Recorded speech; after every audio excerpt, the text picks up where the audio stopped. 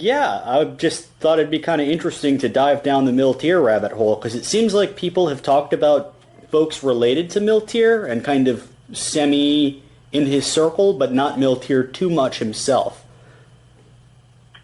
Yeah, I think one of the reasons for that is that in general, Milteer, as we talked about before, was a liaison, was a messenger, was kind of a support person, if you will, for a wide variety of activities of different people.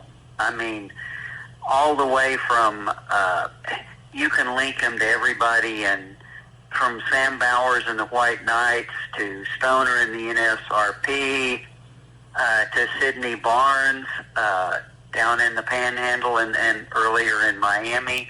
You know, he was connected to all those people, but personally, I know of only one project in which he was directly involved, and then it was again only as a courier, basically. So that's, you know, he was not a highly public figure. Most of these other people were activists to the extent that they were actually involved in violent activities at one time or the other, and so came under a lot more FBI scrutiny or even local law enforcement scrutiny. So you find more on them because of those investigations of actual crimes, whereas Milteer is kind of in the network, you know, one link removed, two links removed. So although his name will come up, you know, there's only a couple of instances, one we discussed before in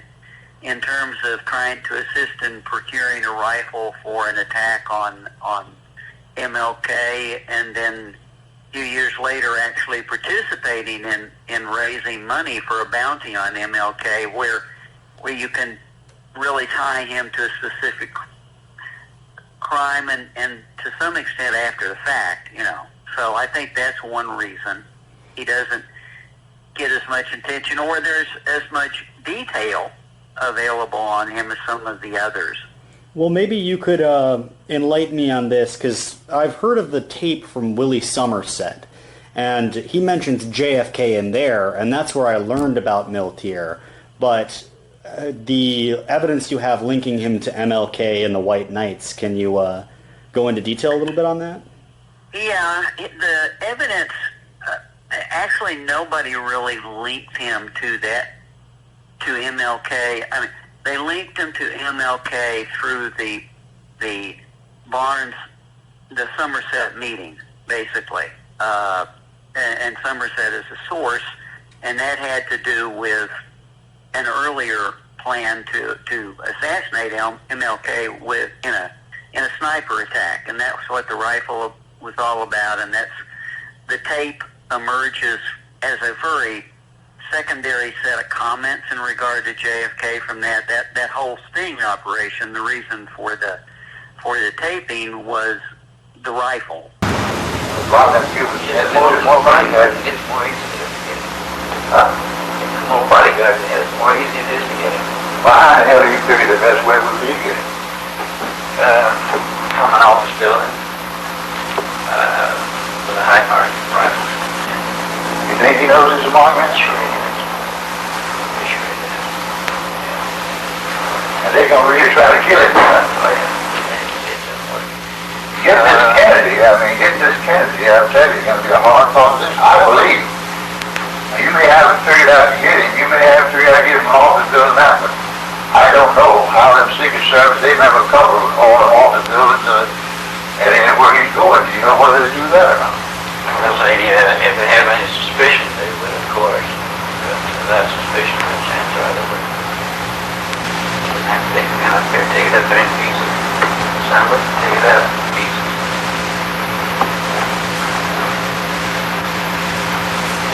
All those guns come out now, you can take them apart. The tape was made on November the 9th, and John F. Kennedy, President Kennedy, was due in Miami on the 18th of November of 1963. So the close proximity of the tape being made and his visit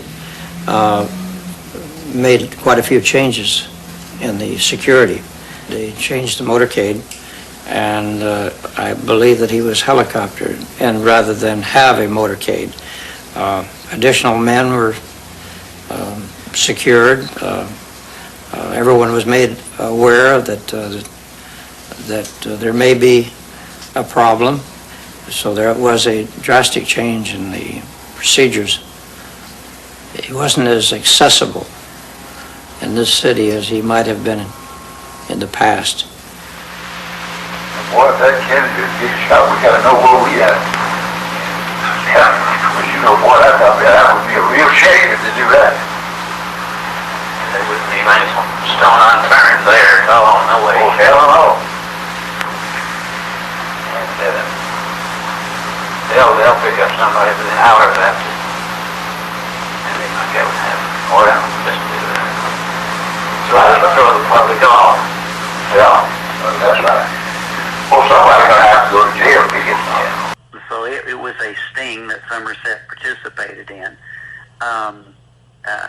The MLK thing emerges much later in 1967, 1968, where Milteer was involved in fundraising in Atlanta, actually at the auto plants in Atlanta, fundraising for basically opposition to housing integration, school integration, and you wouldn't really track what was going on with Milteer's involvement unless you get into the actual King assassination plot, and the fact that the money being raised, or a good amount of the money being raised, went into a bounty offered by the White Knights of the Ku Klux Klan, which led by Sam Bowers, a bounty on King's life.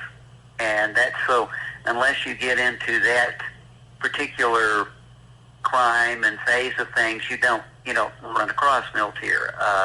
The initial work on that actually was done by Lamar Waldron, and you find that in Milteer's involvement in Atlanta and some of the interviews and some of the sources he located in that fundraising.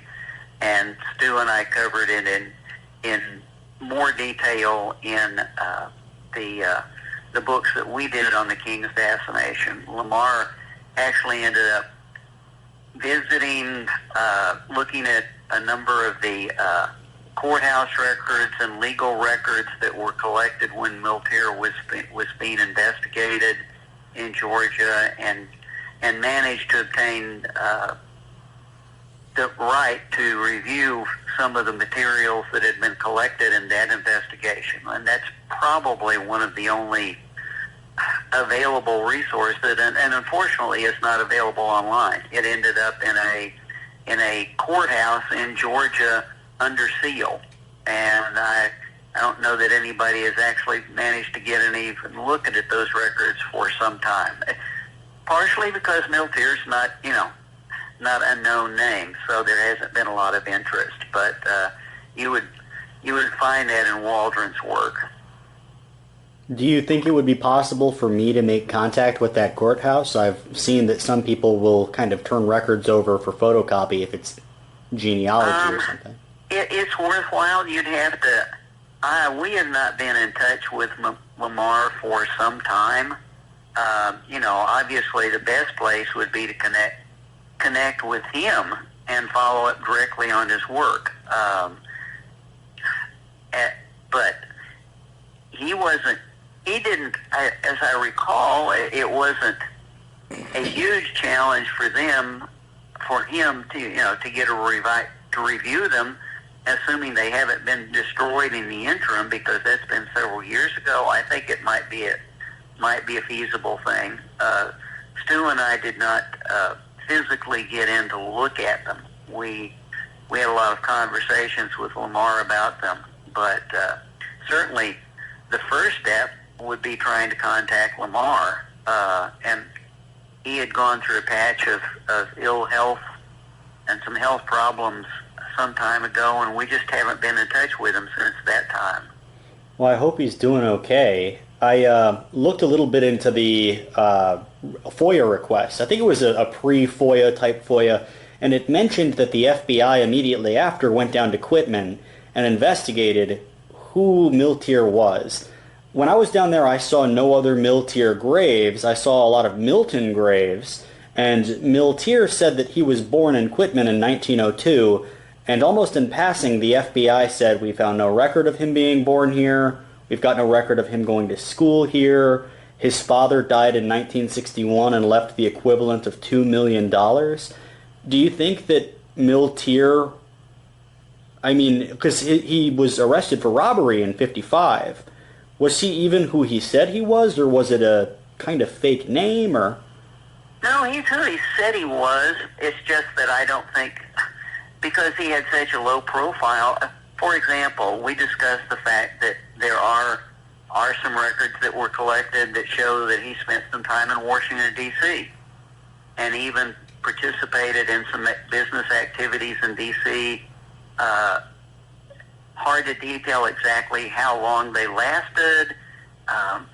One of the reasons we know that is that he actually offered to provide certain radicals with floor plans and layouts and diagrams of buildings in D.C., including the Supreme Court building, that might be useful to them in some of the attacks that NSRP-associated people were planning.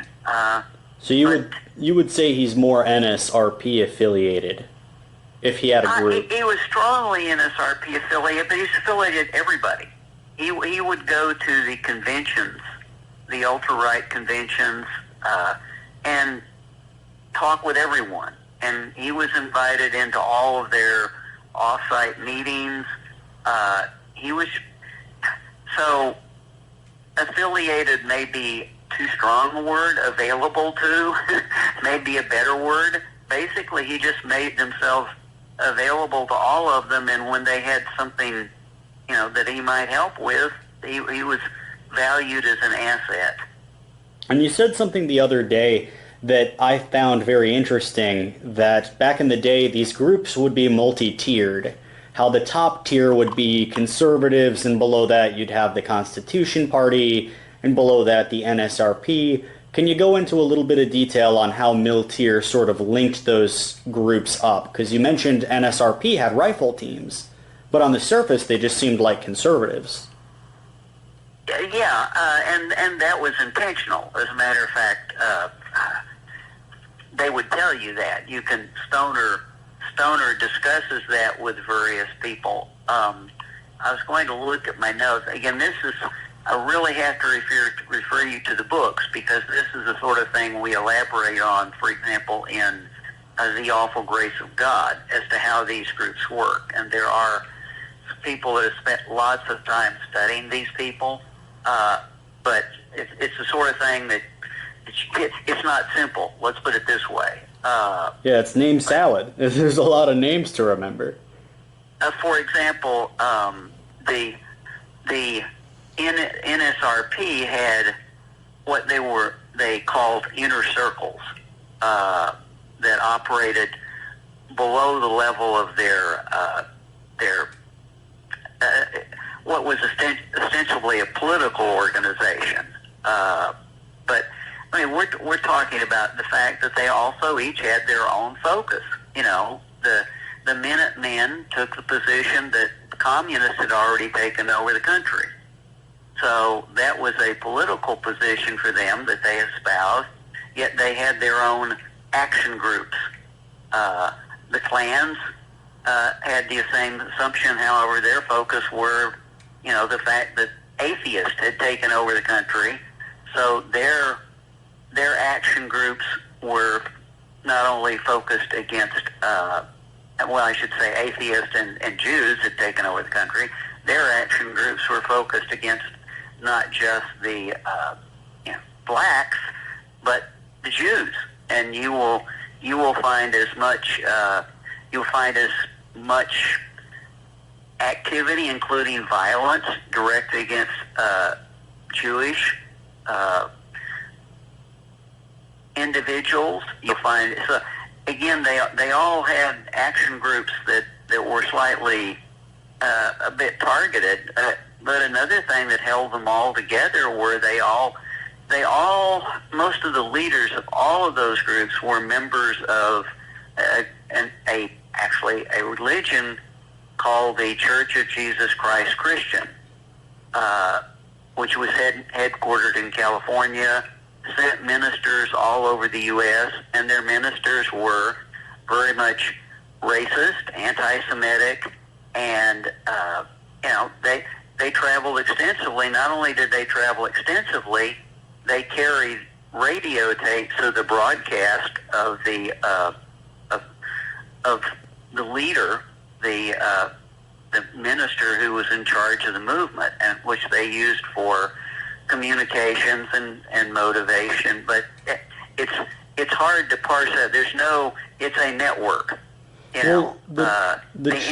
For example, the Christian Knights of the Invisible Empire, which were led by one of the ministers of this religious group, had an intergroup referred to as the Inner Den of the Christian Knights of the Invisible Empire. At the top level, you had the religious. They would recruit people into the religious group, and it was perfectly fine. They were couriers. They executed the tape network. They ran mailing lists. They did traveling ministry. But at one level below them, you had the Christian Knights, who were selected and vetted and did intimidation, security for rallies, harassed targeted individuals, and then you found this Inner Den, which actually did things like bombings and shootings and assassinations. Well, you mentioned about the Church of Jesus Christ Christian. I believe that's a predecessor to Aryan Nations, and I know that they were headquartered up in Idaho. The other day you mentioned that Milteer had some sort of financial interests in Idaho. He had some money in an account over there, and he was funneling a lot back and forth. Do you think that he was, I would assume he was closely tied with that group as well? Well, I absolutely, we certainly know that, as you say, we know that some of the individuals, especially the most radical, most activist, most violent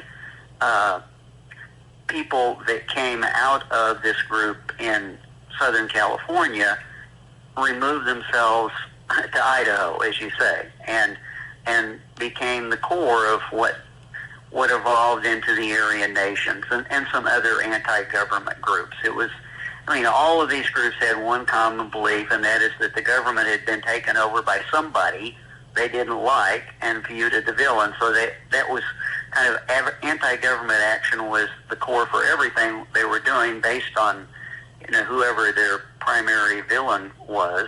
So I don't see it at all that odd that Milteer, who traveled all across the country, he went to the West Coast. He went to Texas. He went throughout the South to Florida. He was on the road continually. As a matter of fact, there are some photos of his van with all sorts of ultra-right-wing slogans on it, that he took around the country. He was very overt in his political beliefs, not necessarily in what he was actually doing, other than attending meetings and visiting people. So yeah, I think there certainly could have been we know there were operational connections in Florida and Texas and California. And again, as I say in the book, we go into all those sorts of connections. Well, I think that maybe not a lot of people online who are going to be watching the video would know why Milteer is such a figure in MLK, JFK. Can you explain his conflict with the Constitution Party and how he tried establishing his own? And I feel that was kind of the context behind, one of the contexts behind him being in that hotel room with Willie Somerset, because he was trying to establish rather than the Constitution Party, the Constitutional American Party of the United States, which he wanted to make an underground group. But I guess can you talk about what he was saying in the phone or the conversation and why he became a figure in kind of conspiracy lore? Well, the reason I don't know that that necessarily has to do with his politics. The bottom line is that he was a willing supporter for activities for a number of these groups, and one of the people, just one particular area that he was involved with were folks in Florida, in the Miami area, ultra-right folks who were involved in bombings, anti-Semitic bombings, racial bombings, acts against Union figures in the Miami area. And Somerset being involved in Union activities and acting as a source for the FBI circulated among some of these same people. Somerset was initially a very important informant for the activities of these folks in Florida, because he attended some of the same meetings and conventions and heard some of the same talk. So he could identify people who were making radical comments and serve as a source, primarily to local law enforcement, but also to the FBI. And both of them, for a period of time, found them to be a valuable source. And one of the groups that he was reporting on was a group in which Sidney Barnes, who later removed himself from Florida, was involved with. After things essentially became too hot and too focused in the Miami area, several of these people left for places in Alabama and Georgia and moved out of the area. So at the time of that tape interview, Somerset was still viewed by law enforcement as a good source to monitor what they were doing. And if you listen to the whole tape, one of the things they were doing at the time, one of the reasons he was there, had to do with rifles and weapons and who was handling what and who was, who could obtain a deniable weapon. And as I mentioned earlier, one of the very sound tactical practices of these folks was to obtain weapons, bombs, explosives from people outside the area where they operated to make it untraceable, or at least much harder to trace. And so that's why they weren't just going to go out and rifles that are involved in some of these activities were carried from as far away as California. As a matter of fact, in the King assassination, someone working for for the White Knights Ku Klux Klan went all the way to California to obtain a rifle to kill MLK. So this wasn't an unusual practice for them, and obviously it was a challenge to law enforcement, as it was intended to be. So this visit to Florida was important, not strategically or tactically, but just in regard to that rifle. And as part of that, a lot of things came up in the conversation about, just general events that were happening in the, ultra-right community. Who's doing what, who's capable of doing what, which is where the JFK assassination comes up. We could use this same kind of rifle, and it could be used in a sniper attack on a JFK. Just nothing about the particular thing he was engaged in at the time, just a general commentary. I know people that could do that. I know people that are going to kill King. I know people that could kill JFK or whatever. A lot of talk is sometimes it's just talk. Another thing that clouds matters by that time is the fact that along the way in the early 60s, it became, Somerset became suspect as a source. some of the things that he reported being said were investigated by the FBI, and that tipped off these radical groups that he might very well be a source. And so by the time we get to the certainly the JFK assassination, let's face it, after he made the remarks against people that, had been mentioned to him that could be involved in an attack on JFK, and the FBI went out and directly interviewed them, that was a really stupid thing to do if you're trying to protect a source. So sometime during that period of time, 62, 63, anything you start hearing from Somerset, there's a chance that it's being contaminated, because even though he may be used, he also becomes a potential for misdirection. So you have to be very cautious about what Somerset gets told about anything at that point in time, because we even located and there's a document available that was circulated inside the NSRP talking about the fact that Somerset may have been compromised, and when you people talk around them, you better be either cautious about what you say or don't tell them the real thing. So I guess in to answer your question, everybody knows about Milteer. Everybody in the JFK community knows about Milteer from that tape, but unfortunately they don't have the context for the tape. So all they have is a view of Milteer as possibly connected to the JFK assassination, which is a very minimalist view of what Milteer was actually involved in. Well, a few days ago, and thank you for clearing up my understanding of it, I think I have a better understanding, but the JFK assassination community, a lot of people look at a photo of a man near Dealey Plaza that looked an awful lot like Milteer, but that's a very suspect photo, because as I said the other day, a lot of people look like middle-aged men with bad haircuts. But can you comment on, do you think that could have been Milteer? Or I think you said you found proof he was in North Carolina at the time.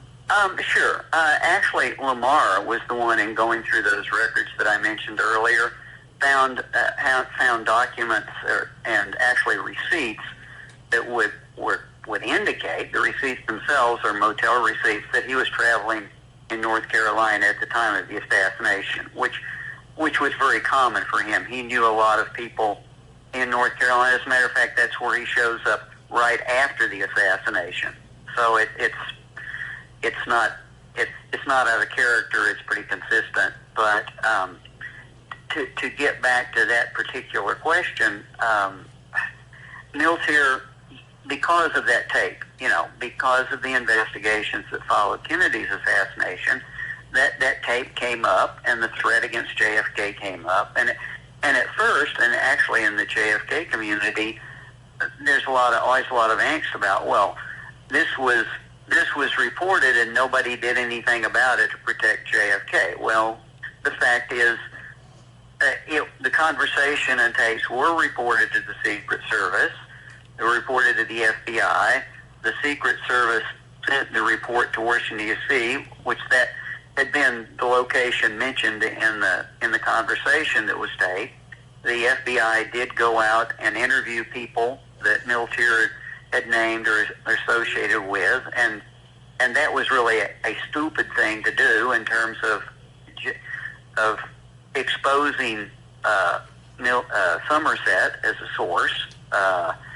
So that all came up, because that had all came up, when the House Select Committee was convened to investigate both of the assassinations. They did look into the possibility of Milteer having been involved in the JFK assassination, having been in Dallas, of the ultra-right having been involved. And there was reason to do that. There was actually a Secret Service report out of San Antonio during JFK's trip to Texas, and the Secret Service report was from a source who was close to and had talked with an NSRP member who had said, "Oh, we're out to get Kennedy, and we're going to shoot him, and we're going to eliminate him." So all that was part of the mix that led the HSCA to look at the possibility that Milteer had been in Dallas, and they did evaluate that photo with photographic techniques and concluded that it wasn't. Now you will still encounter debates as to where it was or was not Milteer on Houston Street as the motorcade passed. There certainly is resemblance. One of the things one has to be aware of is at this point in time, I have seen people photographed in Dealey Plaza that match almost everyone who anybody is suspected of being involved in the assassination, including senior CIA officers. I mean, it's like you can find, if you want to find somebody that you think is involved, people have found them in the crowd in Dallas on Elm Street or Houston or Main Street, somewhere, everywhere from Tracy Barnes to James Angleton. It's like everybody was there. And, if there was just one instance of that, it becomes less convincing the more lookalikes that people find on the street. Well, a few days ago when we were talking, you mentioned that Stu Wexler is kind of an expert in Milteer and his connections to the Dixie Mafia. I just barely started researching the Dixie Mafia, and it seems to me like they, if I'm thinking of the same one, are more interested in just alcohol, drugs, and I haven't really found much surface level that they were going out and committing political assassinations. But you've missed the core of the Dixie Mafia then. The Dixie Mafia's main focus were very violent crimes. Burglaries against well-to-do, break-ins and, brutalizing people during burglaries of estates, very wealthy people across Georgia and Alabama in particular. The assassinations that they were involved in. The Dixie Mafia had a wing that extended up through Tulsa, Oklahoma, into Kansas. Some of the folks that were actually the contract killers came out of that area. We write a lot about that in the book.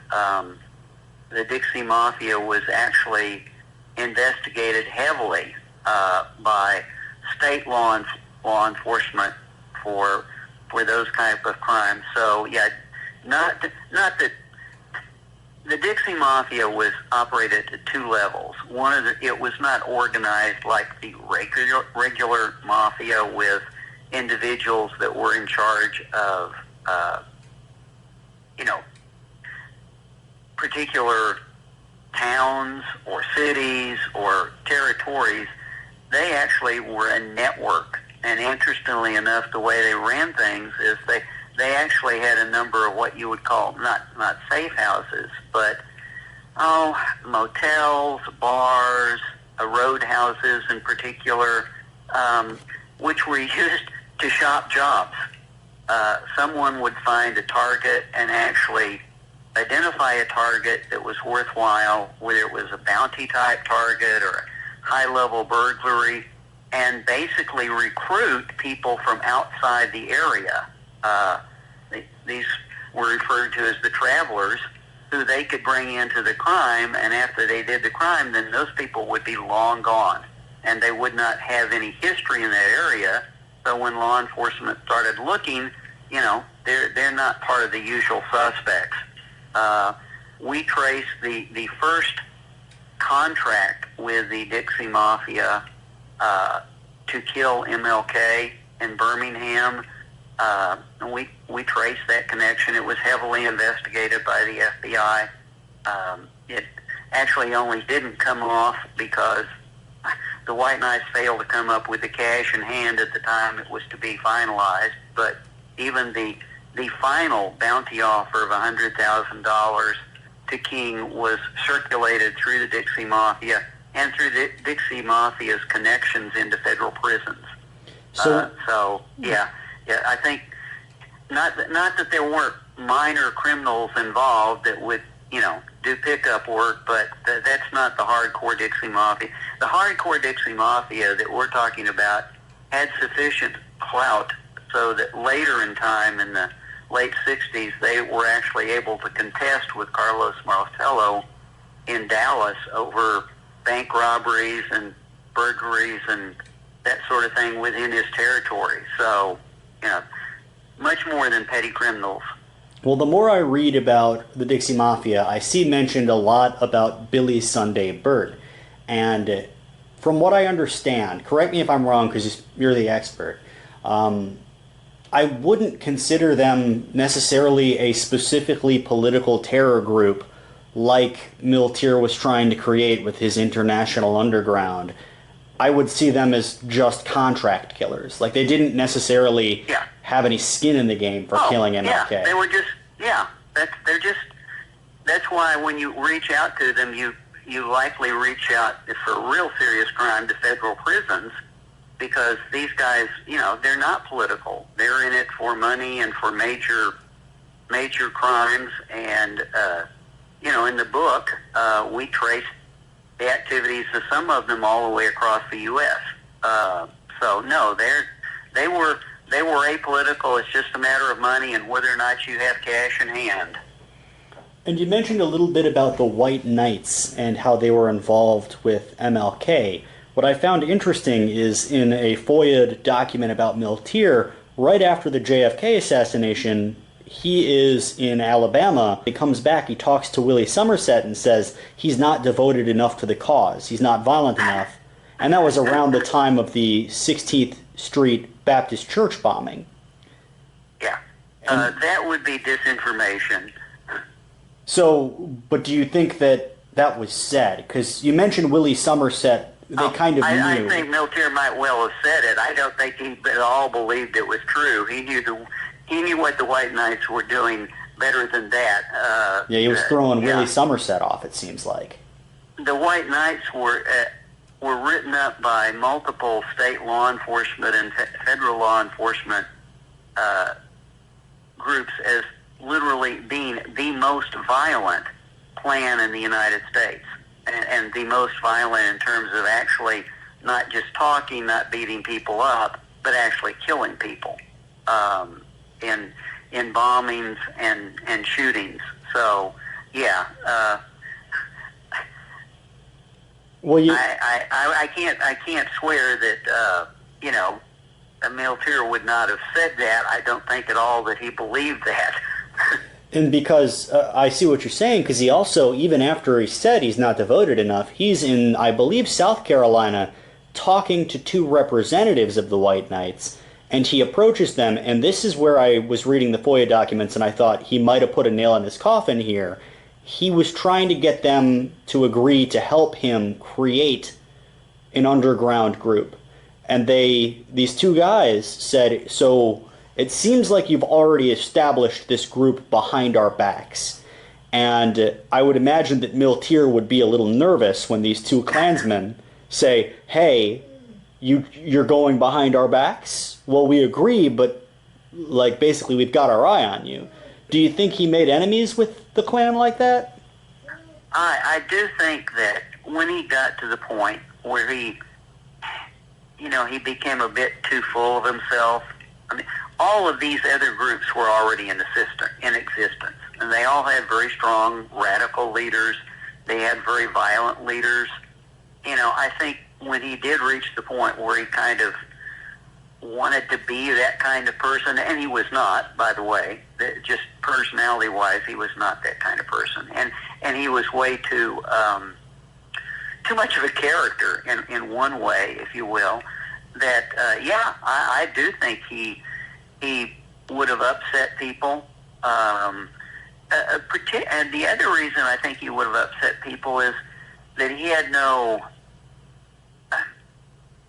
essentially operational credit. So he would have he didn't have an organization. He didn't have a group. He'd not been, he didn't have that background. So he would essentially had to be recruiting people who more likely were members of or already attached to these other groups. In other words, poaching, which is a risky business. And to go from supporting them to poaching on them can definitely be a problem. Well, to circle back around a little bit to the Dixie Mafia, some of the few stories I've heard about them, because it's kind of a hush-hush narrative where I'm from in Georgia. They would burn down homes for insurance money, and oftentimes people would die inside of the homes. And it just so happens that Milteer died in 1974 because I believe his gas heater exploded. And you mentioned that a U-Haul truck was seen at his house retrieving documents there in Quitman. I'm wondering what you personally believe happened with Milteer. I would have to, and that's not something I've looked at, I'd have to look at the actual date of his death. Could you give me that off the top of your head? You've probably looked at it recently. Oh, it was, I believe, mid-1974. They'd investigated him a couple years prior, and they were going to do a larger investigation 4 years later in 78. Okay, and that was the HSCA investigation, right? Yes, sir. Okay. I think two things stand out at me. The folks that he was probably connected to that would have been the highest risk, again, would have not related to the JFK inquiry. It would have related to the MLK assassination.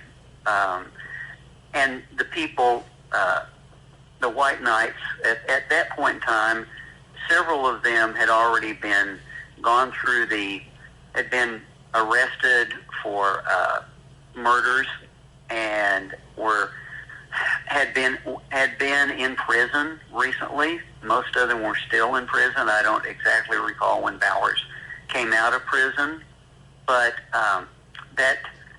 those very dangerous people, and either had been in prison or were coming out of prison, that would have, what they had been in prison for was killing the young voting rights activist who in that murder in the South, and that had been earlier. So the problem is that's what they had gone to prison for, but they could have been reinvestigated in the King case, when of course at the time the Congressional Committee was supposed to be investigating both the JFK and the MLK assassination.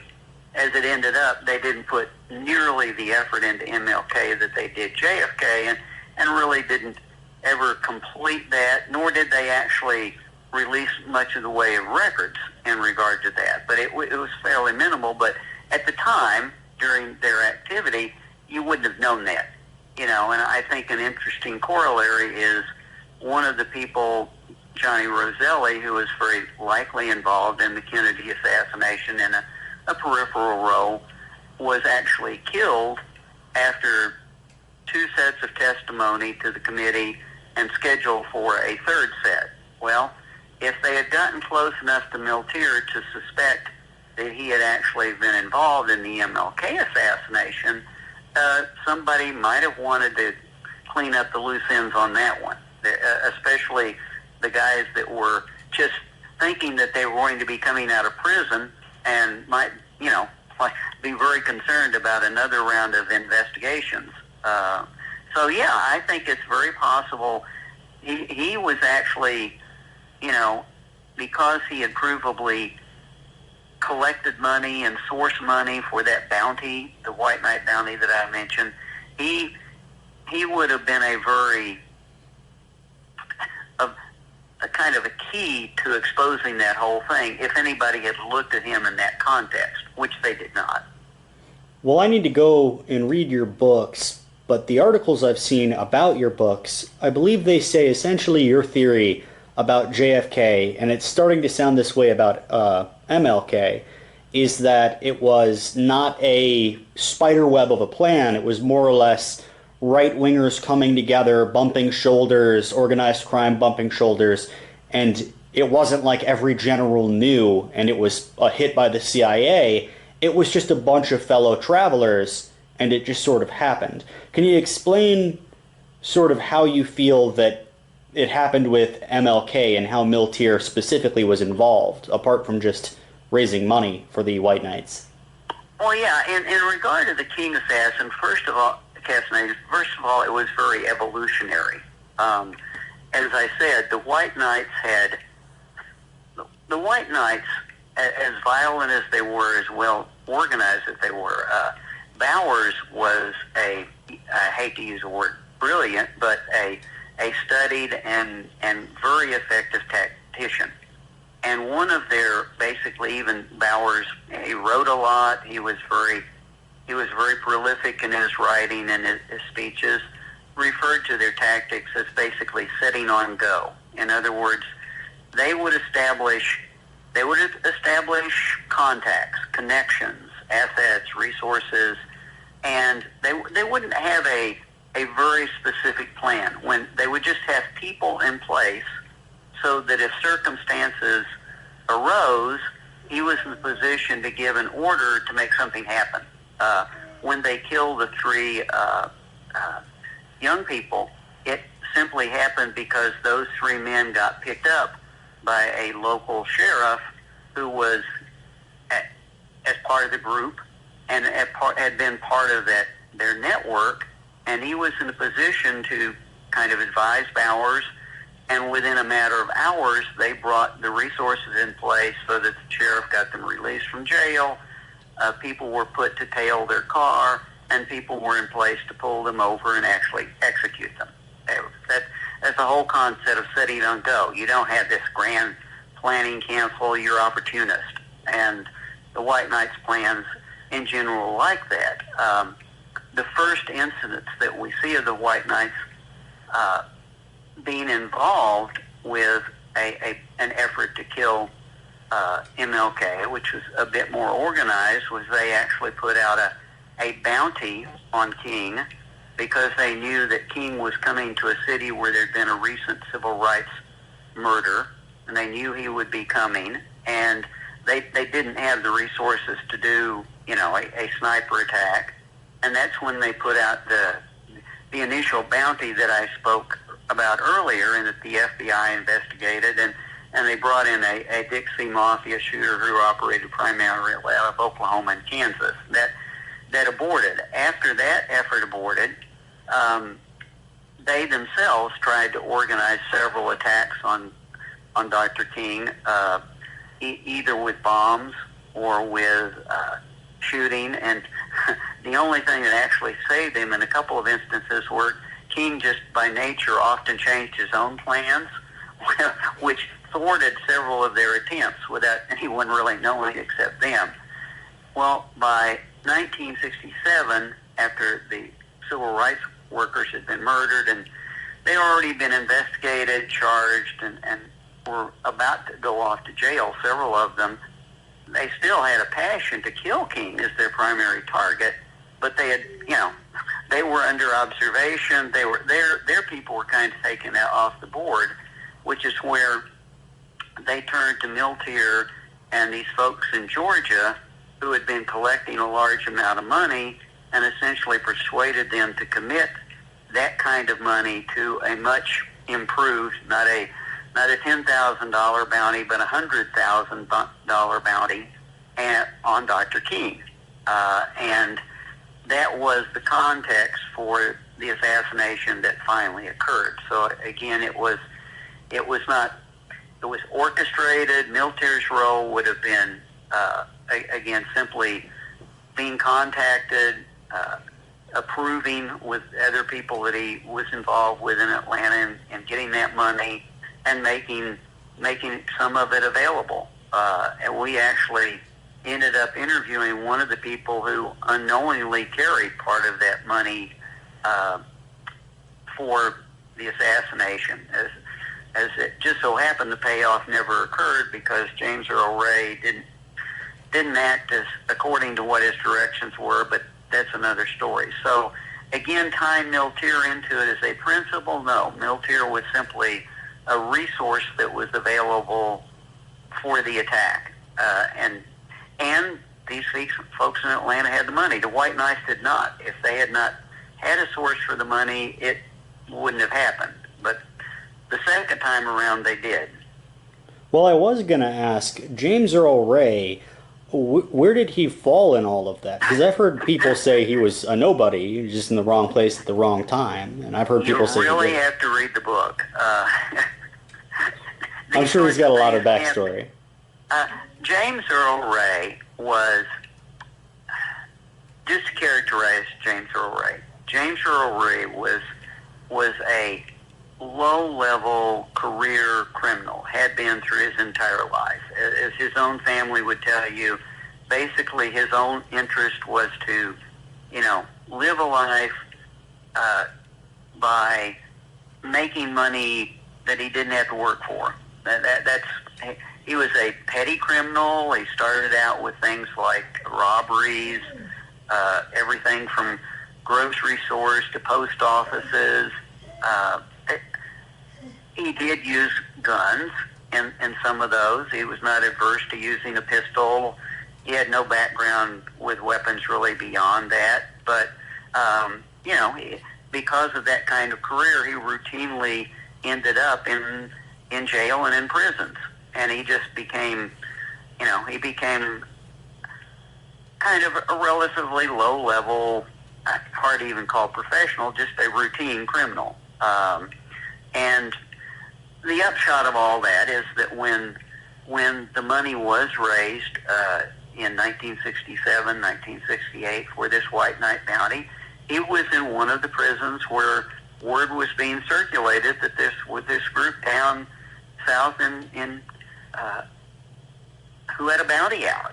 And Ray did not like blacks in general. Ray came out of that kind of background, didn't like the civil rights movement at all, and interestingly enough, actually even told one of the fellows that he was friends with in that prison, that who happened to be getting out and going back to Atlanta, that the guy ought to take advantage of this thing because there was a lot of money to be had with this bounty.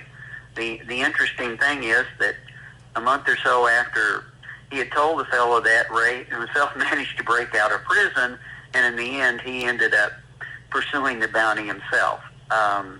He didn't, there's no sign that initially the bounty actually had two levels. For a relatively small amount of money, you could be in a support role and do surveillance on King, and again carry things, cash, weapons, whatever, to those who were seriously going to do the shooting, and he filled that role. He was not the kind of person that you would necessarily have hired to be a primary assassin. He didn't have that kind of background, and his criminal background was, he had showed some skill in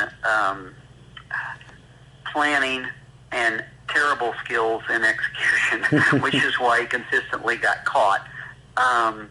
But in any event, he came in contact with the bounty and ended up actually falling back on that as a last recourse when his efforts to get out of the U.S. through Canada and then Mexico all foundered, and he ended up in Los Angeles with no money and still wanting to get out of the country and desperately looking for some way to make money. And that's what led him back to the South.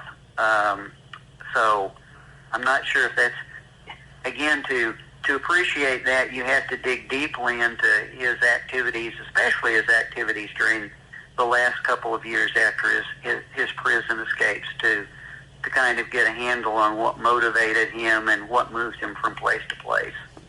And I guess the last question I want to ask you, because my recorder's running out of batteries a little bit. I still got another 30 minutes on it maybe.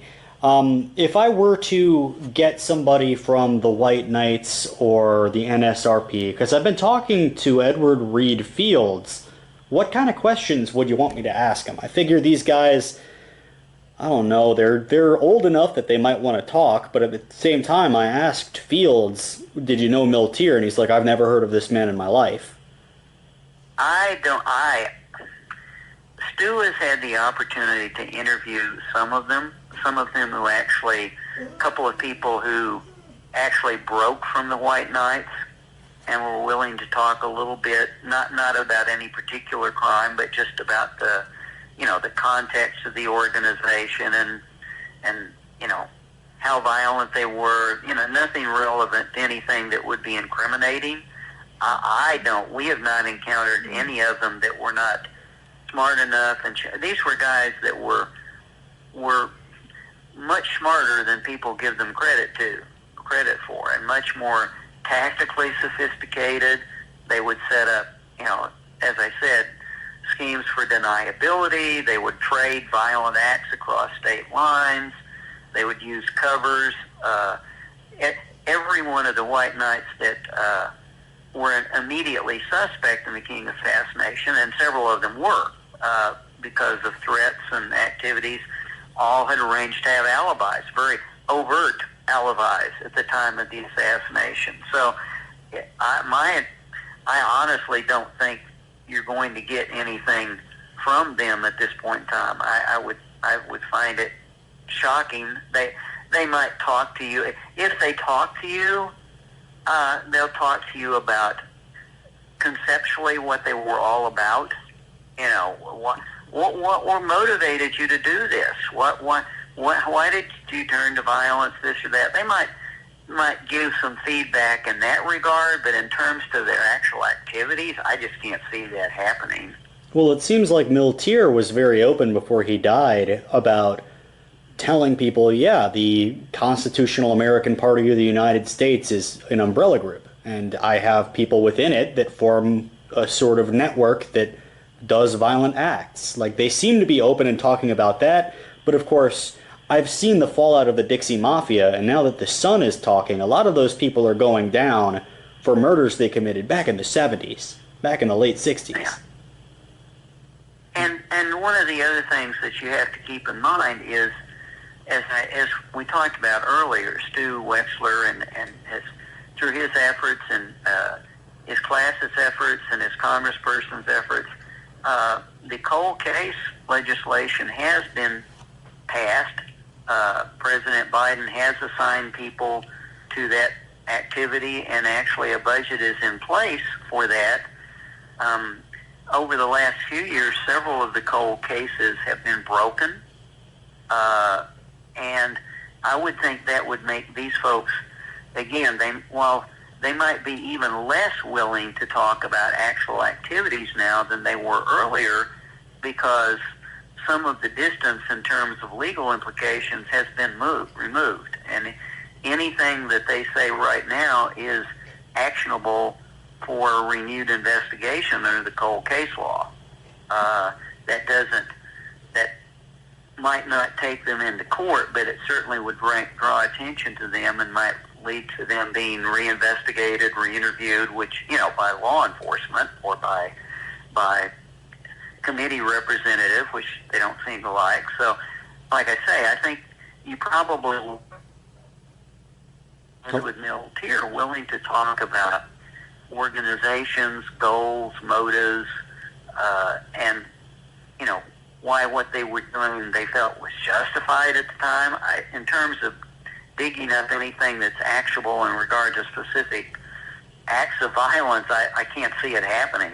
Well, my ultimate hope is to find somebody who is 95 years old who has truly stopped caring and wants to get something off all his chest.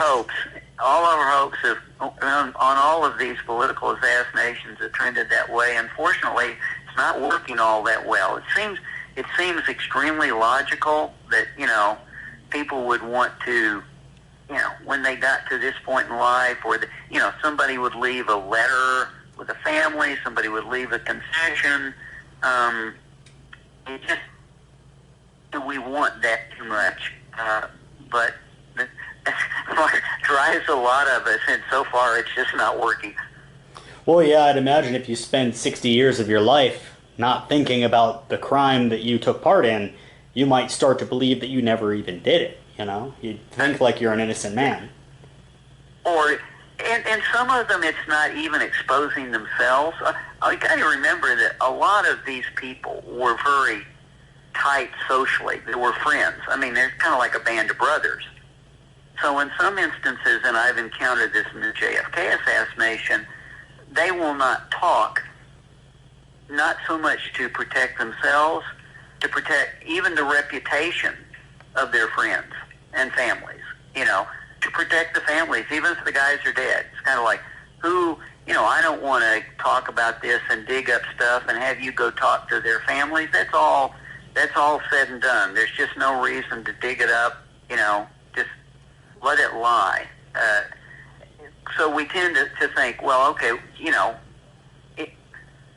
what do they have to do? Why don't they tell the truth just to confess? But in confessing, they might be confessing and implicating other people and other descendants and family members. What'd your uncle do? What'd your cousin do? And they're very adverse to that.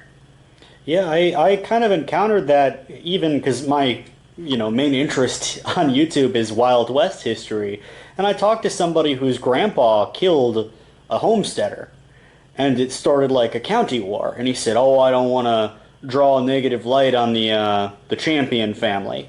I don't want to draw a negative light on the Peterson family," and that was 120 years ago. Yeah.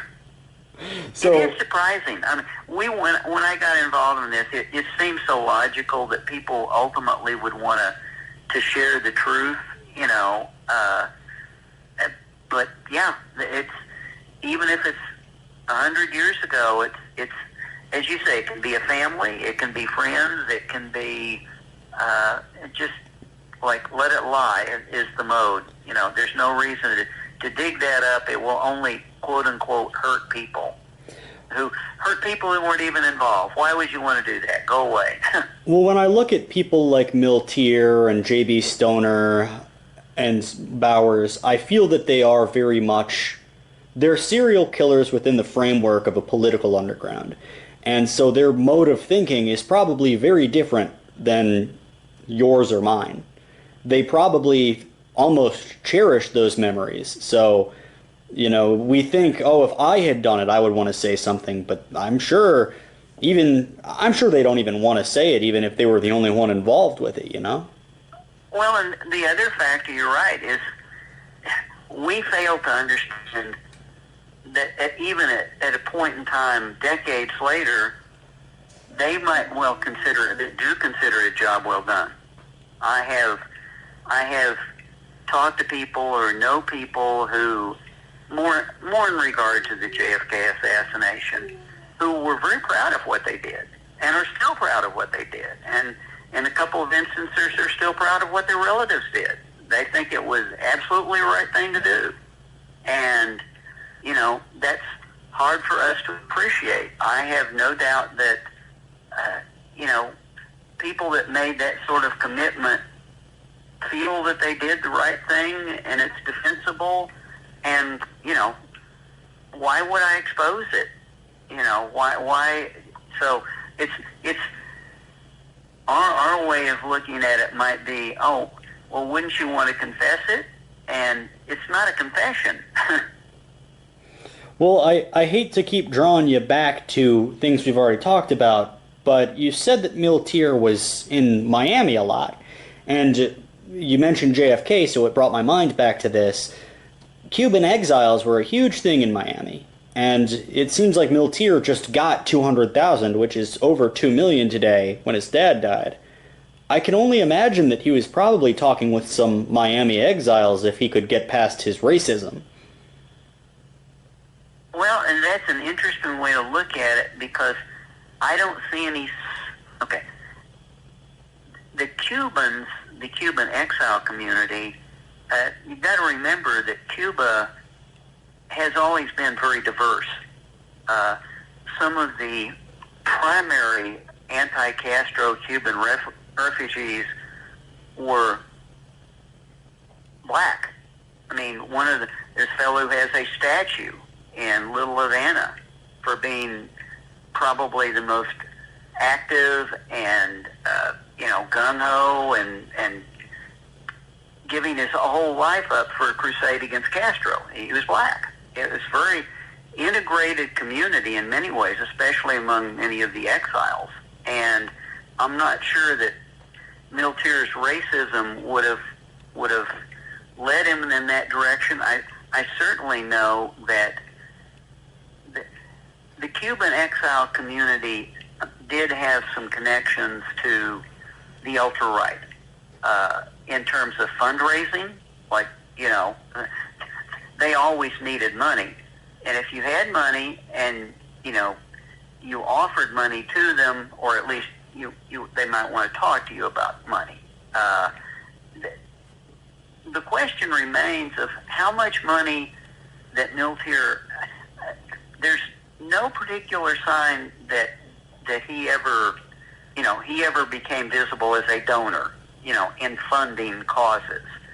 So I'm not sure that he would have been visible to them. I'm not sure that he would have been particularly excited about talking to them. I will tell you that certainly people like Sidney Burns, who was part of that ultra-right group that I was talking about in Miami, had no connections to the Cuban exile community. They kept themselves strictly separate, and quite frankly had been active and organized together before the Castro Revolution. So I mean that's an interesting thought. I just have not seen any connection between Milteer and the Cuban exile community in Miami. Let's put it that way. I don't know. Kennedy's coming here, I think on the 18th or something like that, to make some kind of speech. I think it's the 18th he's supposed to be here to make a speech. And I don't even know what it's about. If you can bet your bottom now, you're going to have a lot to say about the Cubans, because there's so many of them here. A lot of them Cubans. It's more bodyguards, it's more easy to get.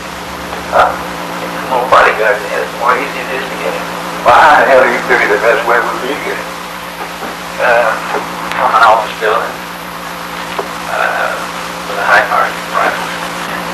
You think he knows his among Sure he is. Sure he is. And they're going to really try to kill him. Oh, yeah. It's important. Get this Kennedy, I'll tell you, it's going to be a hard proposition, I believe. Now, you may haven't figured out to get him, you may have figured out to get him off the building now, but I don't know how them Secret Service, they've never covered all the office buildings and where he's going. Do you know whether they do that or not? Well, if they have any suspicion, they would, of course. But that suspicion, the chance are they would have to take it out there, take it up there in pieces. Assemble it, take it out in pieces. All those guns come out now, you can take them apart. Boy, if that Kennedy gets shot, we got to know where we at. Yeah, but you know, boy, that would be a real shame if they do that. There wouldn't be any stone unturned there. Oh, no way. Oh, hell no. And they'll pick up somebody within an hour of that. And they might be able to have it. Oh, yeah. Just do that. Throw the public off. Yeah, that's right. Well, somebody's going to have to go to jail if he gets